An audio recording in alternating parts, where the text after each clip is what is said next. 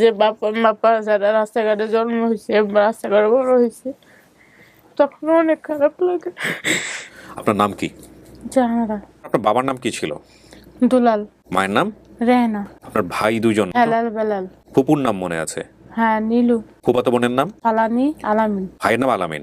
এই ফালানি আগুনে পুড়ে আহত হয়। জি। চাচাতো 3 জন বোনের নাম মনে আছে না? হুসনেরা, খাদিজা, রোশনারা। ফুপুর নাম জুনু। আরেকজনের নাম মনে নাই। হ্যাঁ। ঠিকানা বলেছেন ময়মনসিংহ, গ্রামের নাম সরামপুর অথবা শ্রীরামপুর। শ্রীরামপুর। হ্যাঁ। বাড়ির পাশে নদী আছে, নদীর সাথে স্কুল আছে, বাড়ির আশেপাশে 2টা বাজার আছে। বাড়ির গঠন হচ্ছে পাটের খড়ির বেড়া ছিল, ওপরে গলাইকুম। প্রিয় দর্শক এবং শ্রোতা, আল্লাহ সর্ব অবস্থায় আমাদের সবার মঙ্গল করুন, সেই দোয়া এবং শুভকামনা সবসময়ের মতো। আমি কিবরিয়া আপনাদের সঙ্গে আছি। Studio of creative arts limited, সংক্ষেপে SOC এর সামাজিক যোগাযোগ মাধ্যমের জন্য নির্মিত অনুষ্ঠান আপন ঠিকানা দেখছেন আপনারা। SOC বেশ কিছু অনুষ্ঠান নির্মাণ করে, তার মধ্যে আপন ঠিকানা, যেটার মাধ্যমে আমরা ছোটোবেলায় হারিয়ে যাওয়া ছেলেমেয়েদেরকে, শত শত ছেলেমেয়েদেরকে, আলহামদুলিল্লাহ 450 ক্রস করেছি আমরা অনেক আগেই, 500-র দিকে আমরা ধেয়ে চলেছি। তো আলহামদুলিল্লাহ প্রাউডলি আল্লাহর নামে বলতে চাই যে খুব শীঘ্রই হয়তো আমরা বলতে পারবো যে বিগত 4 থেকে 4.5 বছরে 500 ছেলে মেয়েকে আমরা অক্লান্ত পরিশ্রমে আল্লাহ আমাদের সুযোগ দিয়েছেন যে তাদেরকে আমরা পরিবারে ফেরাতে পেরেছি আপনাদের ঐকান্তিক প্রচেষ্টায়। আরেকটি অনুষ্ঠান হচ্ছে লাইভ, যেখানে বিভিন্ন মানুষের জীবনের গল্প তুলে ধরা হয়, বিভিন্ন আঙ্গিক জীবন গল্প, এবং যে গল্পগুলো কখনো মানুষের জীবন পরিবর্তন করে দেয়। আর শেখার জায়গা থেকে ডেফিনেটলি অনেক কিছুই আছে। আর আরেকটি হচ্ছে ব্র্যান্ডিং বাংলাদেশ। আপনারা জানেন যে শূন্য থেকে শেখরে পৌঁছানো মানুষদের নানা রকমের জীবন যুদ্ধের গল্প সেখানে উঠে আসে। আরেকটি হচ্ছে ওয়ান, সমাজের বিভিন্ন শ্রেণীর খেটে খাওয়া মানুষের জীবন যুদ্ধের গল্প নিয়ে ওয়ান। আপনারা নিশ্চয়ই জানেন আমাদের ওয়ানের যে ইউটিউব চ্যানেলটি আছে সেখানে বেশ কিছু গল্প এসছে। আমাদের আসলে ইনফ্রাস্ট্রাকচার ডেভেলপমেন্টের কারণে আমরা বেশ কিছুদিন যাবত ওয়ানের এপিসোড ছাড়তে পারছি না। খুব শীঘ্রই আবার ওয়ান শুরু হয়ে যাবে, এগুলো আপনারা নিয়মিত দেখতে পাবেন। এবং ওয়ানের যে এপিসোডগুলো সেগুলো কিন্তু আমাদের ফেসবুকে আসে না, শুধুমাত্র ইউটিউবে। আপনি ওয়ান সার্চ দিলেই আপনি চ্যানেলটি দেখতে পাবেন। তো আমার সঙ্গে যিনি রয়েছেন আজকে, সে তার পরিবার খুঁজতে এসছে, আমি কথা বাড়াবো না। যারা এই অনুষ্ঠানে অংশগ্রহণ করতে চান দয়া করে আমাদেরকে ফোন করবেন। আমাদের ফোন নাম্বার হচ্ছে 09639887777। এছাড়া আপনারা চাইলে মেইলও করতে পারেন। আমাদের মেইল অ্যাড্রেস হচ্ছে sharemystory24@gmail.com। আপনার নাম কি? জাহানারা। জাহানারা। জি। জাহানারা বয়স কত আনুমানিক? আনুমানিক আমি ধরে রাখছি 32। 32। জাহানারাটা কি আপনার বাবা মার দেয়া নাম? জি। নাম চেঞ্জ হয়নি পরবর্তীতে, না? হ্যাঁ। চেঞ্জ হয়েছে? না না। জাহানারা, ঠিক আছে। তো জাহানারা আপনার বাবার নাম কি ছিল? দুলাল। দুলাল। মায়ের নাম? রেহানা। রেহানা বেগম। হ্যাঁ। আপনার ভাই দুজন নাম মনে আছে বলেন তো? হেলাল বেলাল। বেলাল আর হেলাল। জি। ফুপুর নাম মনে আছে? হ্যাঁ, নীলু। উনি আপনার বাবার চাচাতো বোন ছিল, হ্যাঁ। আর বাসা বাড়িতে কাজের লোক দিত এবং সে নিজেও ঢাকায় কাজ করতো। হ্যাঁ। ফুফাতো বোনের নাম? ফুফাতো বোনের নাম ফালানি আলামিন। আর ভাইয়ের নাম আলামিন। এই ফালানি আগুনে পুড়ে আহত হয়। জি। এটা একটা ক্লু। বাবারা 2 ভাই 1 বোন। হ্যাঁ। চাচার নাম মনে নাই, চাচাতো 3 জন বোনের নাম মনে আছে, নামগুলো বলেন। চাচার নাম হচ্ছে, আমার কাছে লাগে মন্তে দিয়ে নাম। মন্তে দিয়া? হ্যাঁ। আচ্ছা, আর চাচাতো বোনের নাম? চাচাতো বোনের নাম হুসনেরা, খাদিজা, রোশনারা। রসনারা আপনি বলছেন হতে পারে। হ্যাঁ। ফুপুর নাম? ফুপুর নাম জুনু। জুনু। 2 জন ফুপু? হ্যাঁ। একজনের নাম ঝুনু এটা হলেও? হচ্ছে না, এটা আমার বাপের বোন। হ্যাঁ, বাবার বোনই তো ফুপু হবে। জি। তো ঝুনু আপনি বলছেন মনে হয় হতে পারে, হ্যাঁ। আরেকজনের নাম মনে নাই। হ্যাঁ। আচ্ছা, আপনি ঠিকানা বলেছেন ময়মনসিংহ, গ্রামের নাম সরামপুর অথবা শ্রীরামপুর। শ্রীরামপুর। হ্যাঁ। গ্রামের নাম হচ্ছে সরামপুর অথবা শ্রীরামপুর, কিন্তু ময়মনসিংহের এটা ময়মনসিংহ জেলাতে।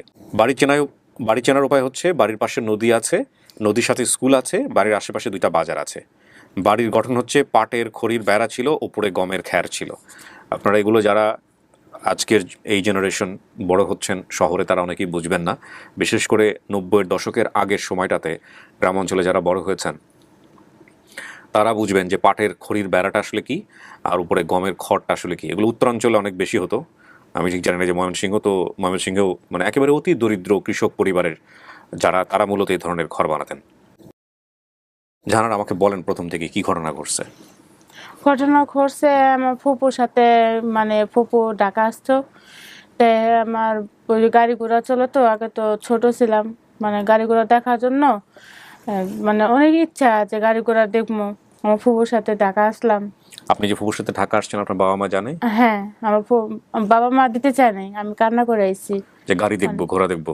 হ্যাঁ। হ্যাঁ, ঢাকা শহরে গেলে গাড়ি ঘোড়া দেখা যায়। হ্যাঁ। হ্যাঁ, সেটা গাড়ির জন্য আসছি। আমার আমার ভাইয়েরাও কাঁদছে আমি ট্রলার উঠতে গেছি, তো আমার বাবারা ভাইয়ারা আসছিল যে নদীর কাছে, আমাদের ঘরের সাথেই, বেশি দূরে না নদীরা। হুম তা আমার আমার বাপের চাচারাই, মানে আমার বাপের ভাই, চাচতো ভাই, হেরা যে ট্রলার চালায়, হ্যাঁ ট্রলার দিয়ে আইছি ময়মনসিংহের ঘাটে। হুম ওখান থেকে আমার ফুপা বাবা উঠলো ট্রেনে, কতক্ষণ হাঁটলো, হাইটা তারপর ট্রেনে উঠছে।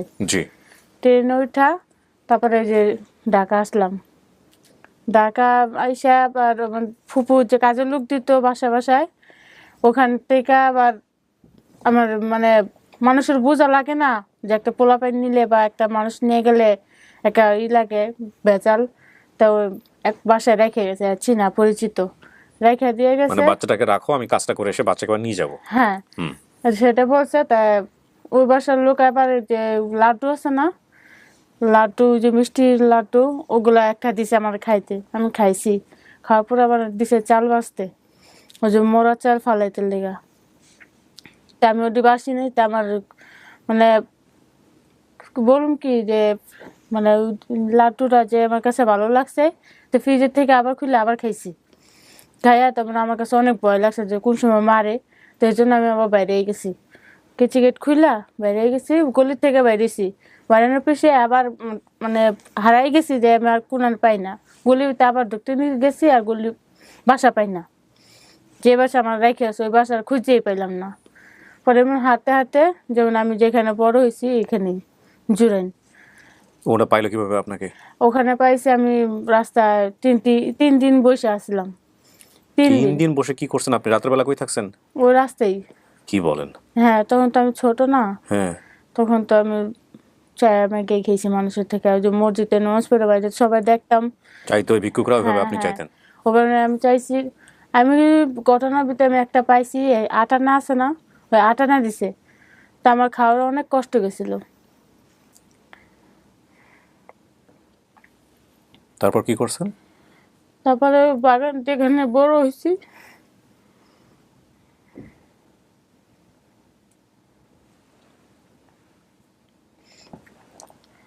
তো যে আমার বড় করছে হ্যারে পাইছে। এরা এসে কেমনে নিল আপনারে? হ্যারে হ্যার একটা বঞ্জি আছে আচ্ছা আমার, আর হ্যারে ডাকে আমি নানু কয়া।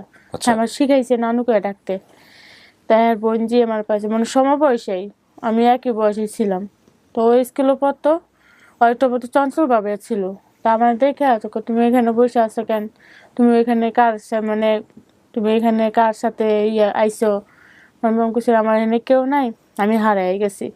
তা ও কি করছে, ওর বাসায় নিয়ে গেছে, তোর আম্মুর কাছে নিয়ে দিছে। তো ওর আম্মু আবার হ্যাঁ যে নানুটা কি, হ্যাঁ হ্যাঁ বোন, হ্যাঁ 2জন বোন নিয়ে দিছে। তবে আর আমার পেলে বড় করছে।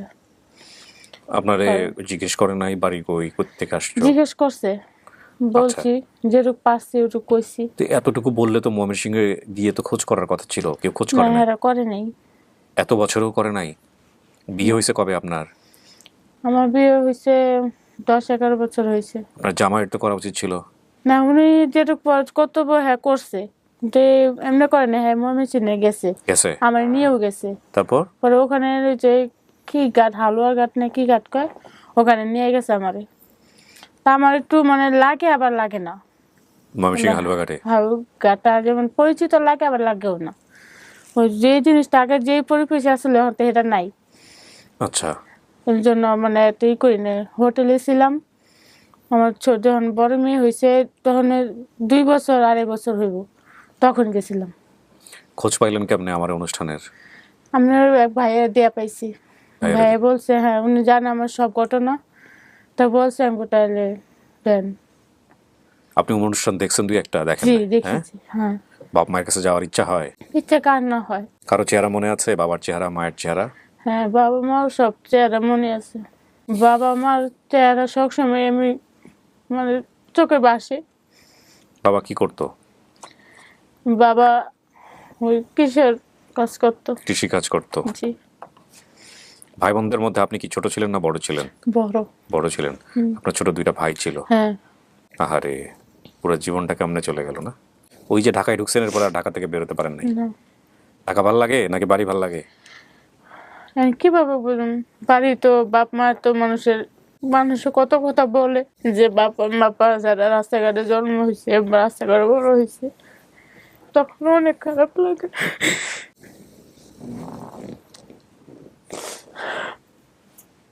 আপনার একটা ঘটনা মনে আছে বাবা মায়ের সাথে রাগারাগি নিয়ে, হ্যাঁ, কি হয়েছে একটু বলেন তো বিস্তারিত। আমার বাবা তখন মানে আমি ছোট, তখন আমরা মার সাথে কি নিয়ে লাগছে জানি না, কিন্তু আমার বাবা কেরোসিন খাইছে, কেরোসিন খাইয়ে তারপরে শরীরে মাখছে, মাখা নদীতে ডাব দিছে, কেরোসিন খেয়ে নদীতে ডাব দিছে, মানে নদী ইয়া করছে, ডাব দিছে।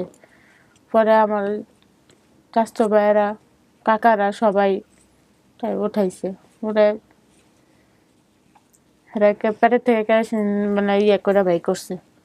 এটা আপনার ছোটবেলায় দেখা। হ্যাঁ, এখানে ওনার যেসব তথ্য উনি দিয়েছেন সেই সব তথ্যের জায়গা থেকে সমস্ত তথ্যই গ্রহণযোগ্য তথ্য, এবং দুলাল জাহানারা জাহানারা বলছি দুলাল রেহানা বেগম ওনারা যদি বেঁচে থাকেন, বয়স তো বেশি হওয়ার কথা না, আল্লাহ যদি ওনাদেরকে বাঁচিয়ে রাখেন তাহলে খুব সহজেই ওকে দেখে চিনতে পারবে। আর যেসব ঘটনা এসছে খুবই শক্তিশালী ঘটনা। একটা মাত্র মেয়ে, তাও বড় মেয়ে, সে হারিয়ে যাওয়ার পরে ওই পরিবারের কী অবস্থা হয়েছিল সেটা আপনারা নিশ্চয়ই বুঝতে পারেন। উনি বলেছে যে আরেকটা তথ্য আছে, চাচারা কিন্তু ট্রলার চালাতো, হ্যাঁ, আমার বাপের চাচাতো ভাইয়েরা। ট্রলার চালাতো, সেই ট্রলে করে ময়মনসিংহ সদরে আসতো ওনারা, সদর থেকে ট্রেনে করে ঢাকায় এসেছিল, ঠিক আছে। তো এই নীলু ফুপুর সাথে মূলত বেড়াতে আসছিল, আসার পরে উনি হচ্ছে হারিয়ে যায়। তো এত বছর পরে আল্লাহ যদি ওনার কপালে লিখে রাখে উনি বাড়ি ফিরবেন, নিশ্চয়ই বাড়ি ফিরবেন ইনশাআল্লাহ। আমরা সবাই মিলে যে কাজটা করব, ফেসবুকে যারা দেখছি, ইউটিউবে যারা দেখছি, চেষ্টা করব। দেখুন, চেষ্টার কোনো বিকল্প নেই, আমরা শুধু চেষ্টাটুকুই করতে পারি আল্লাহর নামে। একটা জিনিস আপনি যদি মাথায় রাখেন, পৃথিবীতে আমরা সবাই খুব ক্ষণিকের জন্য এসেছি, একটা টাইম পিরিয়ডের জন্য, ঠিক আছে। এবং এই পৃথিবীতে আমরা কেউই থাকবো না, কোনো সন্দেহ নাই। আমাদের আগের যারা মহাপুরুষ ছিলেন তারাও থাকেননি, কিন্তু প্রত্যেকেরই ভালো কাজগুলো কন্টিনিউ করবে, প্রত্যেকেরই ভালো কাজ। যেমন ধরেন এই ভিডিওটা নিয়ে যদি আমি বলি, এই ভিডিওটা নিয়ে আপনি চেষ্টা করেছেন, এবং চেষ্টা করার পরে হয়তো আপনার চেষ্টা আল্লাহ কবুল করেছে এবং উনি তার বাড়িতে ফিরে গেছেন, উনি তার পরিবারে ফিরে গেছেন। এই পৃথিবীতে ওনার ওই পারিবারিক সম্পর্কের দ্বারা ভবিষ্যতে যত রকমের পজিটিভ ঘটনা ঘটবে সব কিছুর সওয়াব কিন্তু চাইলে আল্লাহ আপনাকে দিতে পারেন। তো এরকম ভালো কাজ যেটা মৃত্যুর পরেও কন্টিনিউ করা হয়, মৃত্যুর পরেও কন্টিনিউ থাকে, সেই রকম ভালো কাজের সুযোগ যাদেরকে আল্লাহ দেয়, সেই সুযোগগুলো আমাদের সবার নেওয়া উচিত আমি মনে করি। সুতরাং সবাই মিলে একটু চেষ্টা করুন। আর মানবিক দিক থেকে যদি আপনি দেখেন তাহলে অত্যন্ত মানবিক একটা কাজ, এবং পৃথিবীতে যত ভালো ভালো কাজ আছে সেই কাজগুলোর মধ্যে অন্যতম একটা কাজ। আমরা যেন কেউই নিরাশ না হই, পাওয়া যাক বা না যাক, তাওয়াক্কাল তু আলাল্লাহ, আমরা চেষ্টা করতে থাকবো ইনশাআল্লাহ। জাহানারা, আপনি বেশি বেশি করে আমার ভিডিওগুলো দেখেন, কীভাবে আমরা এখানে গেট টুগেদারগুলো করি সেগুলো একটু দেখেন। আর আপনার যদি সব তথ্য ঠিক থাকে আমরা ইনশাআল্লাহ আপনার পরিবারকে খুঁজে বের করবো ইনশাআল্লাহ। প্রিয় দর্শক এবং শ্রোতা, আমরা আজকের মতো এখানেই শেষ করছি একটা ভালো সংবাদের প্রত্যাশায়। আসসালামু